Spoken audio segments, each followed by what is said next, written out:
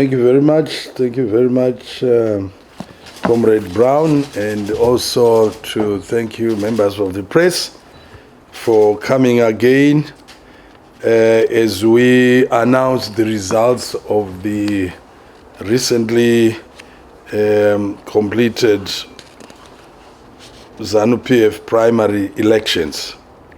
And just to reiterate what I said yesterday, that these are preliminary results because they are subject to change.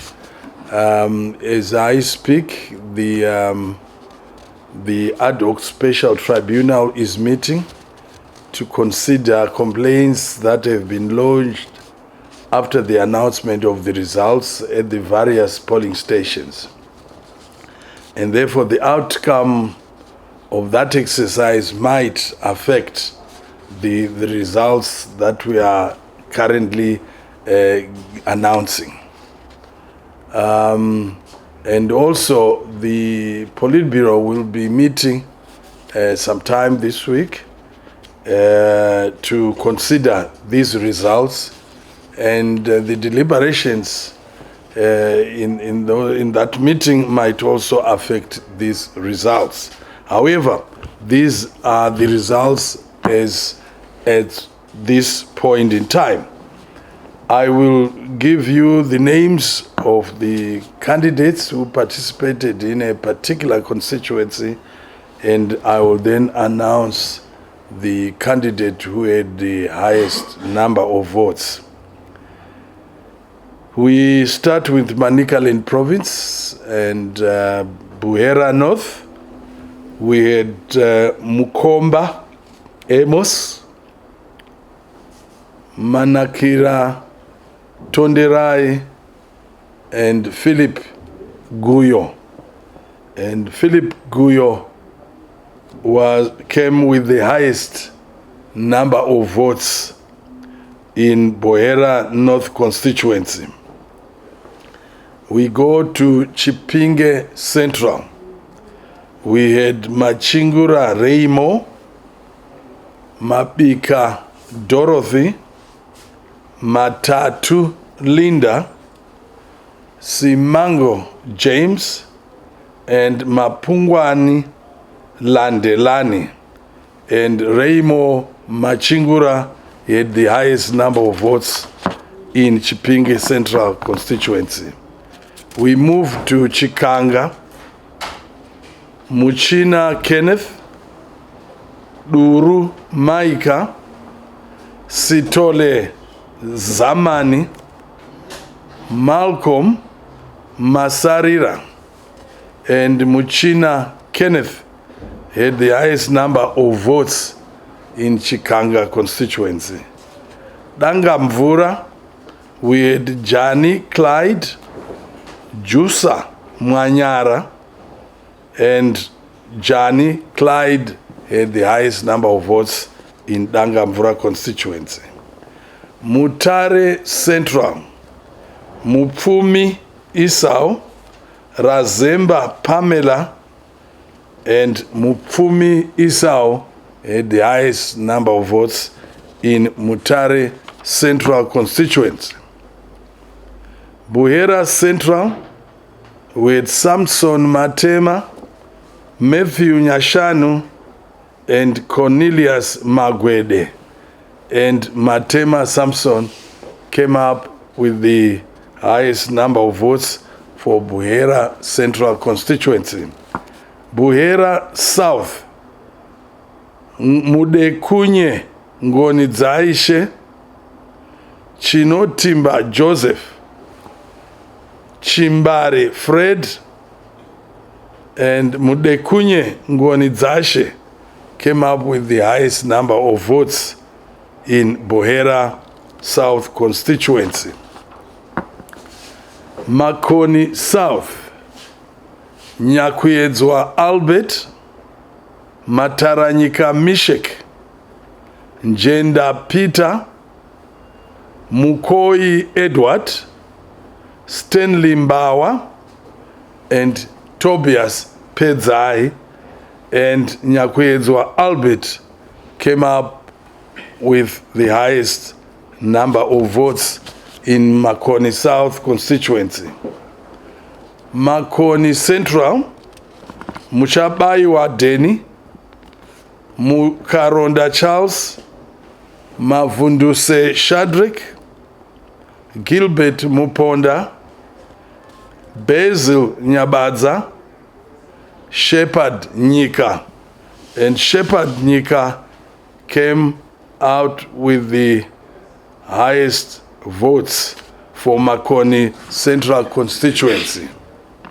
Mutare South, Harawa Godfrey, Dumbarimwe Tawanda, Jeffrey Ngome, Munakamwe Brian, Godfrey Chikosi, Jakachira Founder, Mugadza Felix, and Muchai Colin. And Harawa Godfrey has the highest number of votes in Mutare South constituency. Buhera West, Mugwadi Tafadzwa, Chikwangwani Maxwell, Nzuma Soul, Geli Miti, Wilson Nzuma. Mugwadi Tafadzwa had the highest number of votes for Buhera West constituency. Mutasa South, Mugadza Mishek, Madanzi John, Makunyere Peter, and Mishek Mugadza had the highest number of votes for Mutasa South constituency. Headlands, Makoni Jimmy, Magutakuona Innocent, Chingosho Christopher, James Chipunza, Moses Mikundi, and Mapfumo Farai. And Mapfumo Farai had the highest number of votes in Headlands constituency. We then cross over to Mashonaland Central Province. We start with Rushinga. Matthew Mare, Spencer Chiwarange, Hamish Katsande, and Tendai Nyabani. And Tendai Nyabani had the highest number of votes in Rushinga constituency.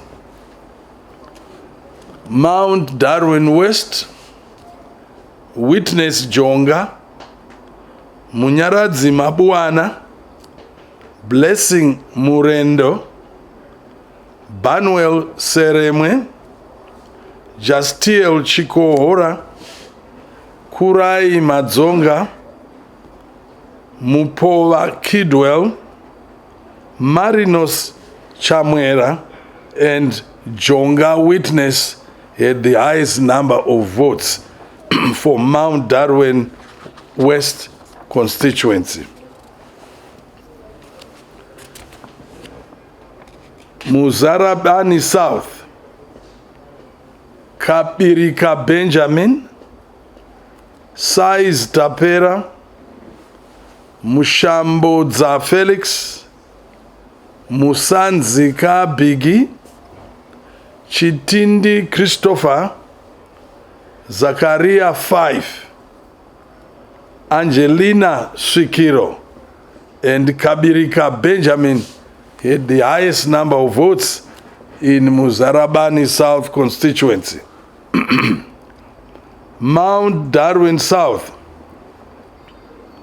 Kudakwashe Mpamanga, Stephen Kabozo, Zivanai Musani, Paul Kamkombe, Milton Serima, and Mpamanga Kudakwashe had the highest number of votes in Mount Darwin South constituency. Mbire, Douglas Karoro, David Butau, Charles Mutukudzi, Edson Goroma, Robson Chidongo, and Munyaradzi Dambudzo. And Douglas Karoro had the highest number of votes in Mbire constituency. Mount Darwin North, Munemo Labani, Chataika Paddington, Chimudzeka Patson, Zamwarira Temba, Takawira Guruzu, and Labani Munemo had the highest number of votes in Mount Darwin North constituency. Mount Darwin East, Butau Dzidzai, Marakisi Noma, Gwenzi Kane, Katsunga Leonard, Nobet Chikumbo, Brighton Chitumba, Blessing Katurura, Peter Chitsuro, Kuya Dare, Shereni Likwell, and Butau Dzidzai had the highest number of votes in that constituency. Shamba North, Chinoda Kufa Isaac, Dokwani Ryan, Maungwa John, Gorerino Oscar, Maurukira Matthew, Mujange Rance, Grasham Nyanete, and Patricia Ziumbra. And Chinoda Kufa Isaac had the highest number of votes for Shamba North. We now move to Mashonaland East Province, starting with Murewa West. Farai Jere, Timothy Go, Jonah Sewere, Ngonera Murambiwa, and Jere Farai had the highest number of votes in Murewa West constituency. Murewa North, Daniel Garwe, Femai, and Mangwende. Daniel Garwe had the highest number of votes in that constituency, Murewa North. Seke, Rubati Kamasimba, Sovane Pasi Amos, Tichare Vatigere, Marufu Lipson, and Kashambe Munyaradzi. And Kashambe Munyaradzi had the highest number of votes in Seke constituency. Chikomba East, Felix Mona, Sekai Nzenza, Wilfred Gwazo, Edmo Kandira, and Tendai Chakaja. And Felix Mona had the highest number of votes in Chikomba East constituency. Chikomba West, Mavetera Tatenda and Mangwiro John, and Mavetera Tatenda had the highest number of votes in Chikomba West constituency. Maramba Pfungwe, Tichaona Karuma Zondo, Admire Marodza, Washington Mashaire, Amos Kawisha, Vein Karimanzira, Bob Chimpode, and Tichaona Karuma Zondo had the highest number of votes in Maramba Pfungwe constituency. Mutoko South, Isaac Tasikani, Life JJJ, Alfred Guvu, Shumba Mini Hebet, Gurure Kingston, and Isaac Tasikani had the highest number of votes in that constituency. Marondera West, Tavaziva Godwin, Mukunyai Zespiwe, Masimbi, Johannes Marisa, Mnanga Gwakuda Kwashe, Isaac Chirongwe, and Dananai Chikanya. And Tavaziva Godwin had the highest number of votes in Marondera West constituency. We cross over to Mashonaland West, Mangura, Douglas Mombeshora, Bokoro Erisha, Masango Precious, and Mombeshora Douglas had the highest number of votes in Mangura constituency.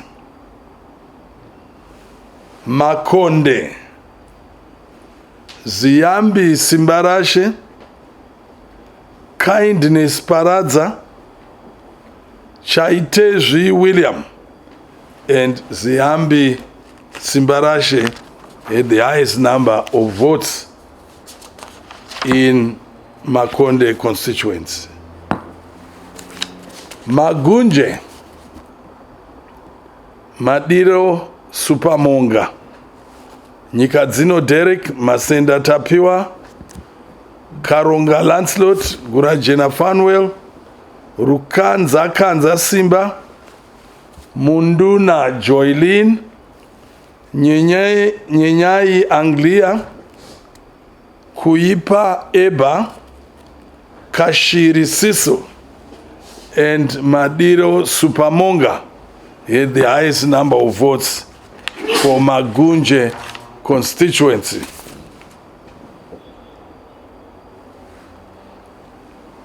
Chinoi, Chidzomba Thomas, Mutisi Charles, Ndeesai Gift, Last Sauramba, Patrick Mamimine, and Ryan Cheney, and Chidzomba Thomas had the highest number of votes for Chinoi constituency. Zimba North, Marian Chombo, Aida Kamshinda, Tamanikwa Dolly, and Marian Chombo had the highest number of votes in Zimba North constituency. Zimba East, Mukwangwariwa Francis, Decide Mananja, Gibson Chehaka, Matunja Philippa, Muskwere Mary, and Beloved Mazunga, and Mukwangwariwa Francis had the highest number of votes for Zimba East constituency.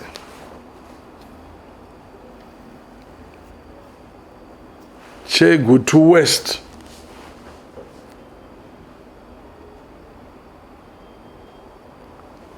Chigawazira Last Farai, Dexter Nduna, Patrick Huni, and Chigavazira Last Farai had the highest number of votes for Chegutu West constituency. Chegutu East, Webster Shamu, Vengai Musengi, Shakespeare Maya, Cosmas Washaya Nyika, and Webster Shamu had the highest number of votes in that constituency. We move to Norton constituency. Constance Shamu, Laston Tachuona, Moses Nyamayaro, Christopher Tinargo, Godfrey Mugaviri, and Daniel Chinosengwa. And Constance Shamu had the highest number of votes in that constituency. Kariba, Tichaona Nigel Shamu, Tangisai Muchia Tawa, Smart Kambiri, Ronald Machona, Sevius Musainda Mwemba, Isaac Mackenzie, Abraham Kachembere, and Tichaona Nigel Shamu had the highest number of votes for Kariba constituency. Kadoma Central, Daka Cosmas, Piri Fani, Mugadza Farai, Saungemwe Kudakwashe, and Daka Cosmas had the highest number of votes in Kadoma Central.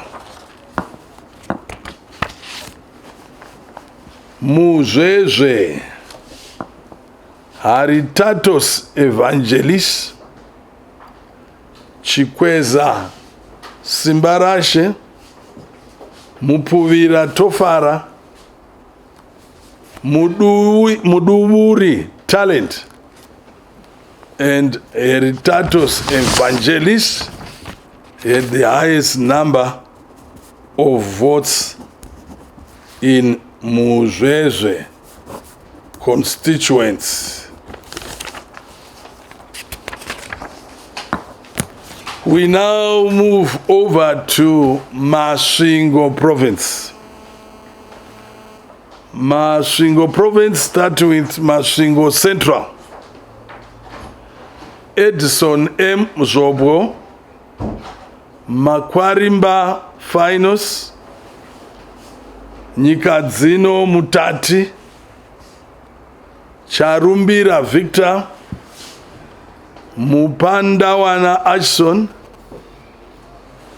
Tawanda Nindiri, Mazarire Benjamin, and Edson Zobo had the highest number of votes for Masvingo Central constituency.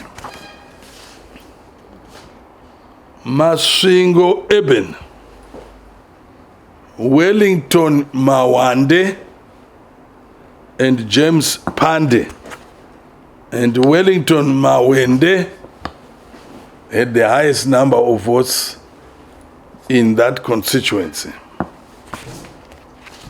Masvingo West, Ezra Chadzamira, Regis Musango, Maxwell Muvondori, Todd Nyengerai, and Simon Magumbo. And Ezra Chadzamira had the highest number of votes for Masvingo's West constituency.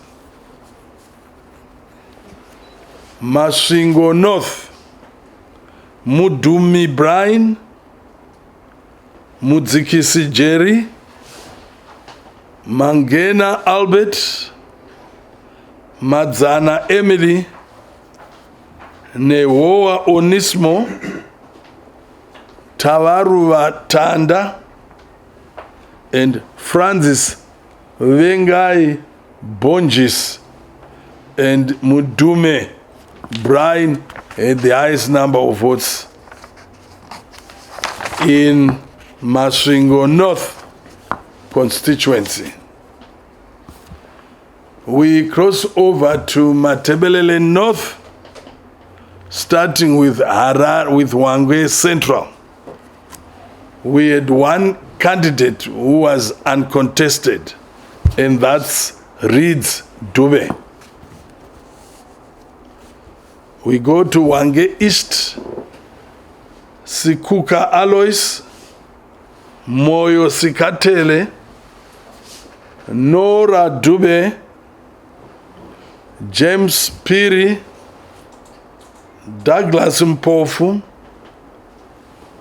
Binwell Sibanda, and Hilario Ngulube, and Sikuka Alois had the highest number of votes in Wange East constituency. Wange West, Moyo Pilani, Chambo Kumbulani, Mukwasi Clement, and Moyo Pilani had the highest number of votes for Wange West constituency. Bubi Sibanda Simeli Sizwe, Muguni Soniki, Koza Douglas, and Abednego Maposa, and Sibanda Simele Sizwe had the highest number of votes. Cholocho North, we had one candidate who was uncontested, that is Singa Sivangumuzi Kumalo. Cholocho South, Musa Ngube and Judas Nkomo, and Musa Ngube came up with the highest number of votes for Cholocho South. Nkai North, Matema Sitabisiwe, Chuma Mlamhleli, Donga Maplot, and Moyo Sibusisiwe, and Nyoni Sitembiso came out with the highest number of votes. We move to Nkai South. We have Mate Stars, Kolo Kumalo, and Gwemba Munetsi, and Mate Stars came out tops of the list for Nkai South constituency. Umguza, Richard Moyo, and Sibande Happiness, and Richard Moyo led this team with the highest number of votes. Binga North, Munsaka, Kudakwash, Muchimba Chineka, and Sifas Mudenda and Mutsanga Kudakwashe had the highest number of votes for Binga North. Binga South, Piri Challenge, Mudenda Maxon, Sibanda Anthony, Muningi Peter, and Museva Elfas, and Challenge Piri came up with the highest number of votes for Binga South.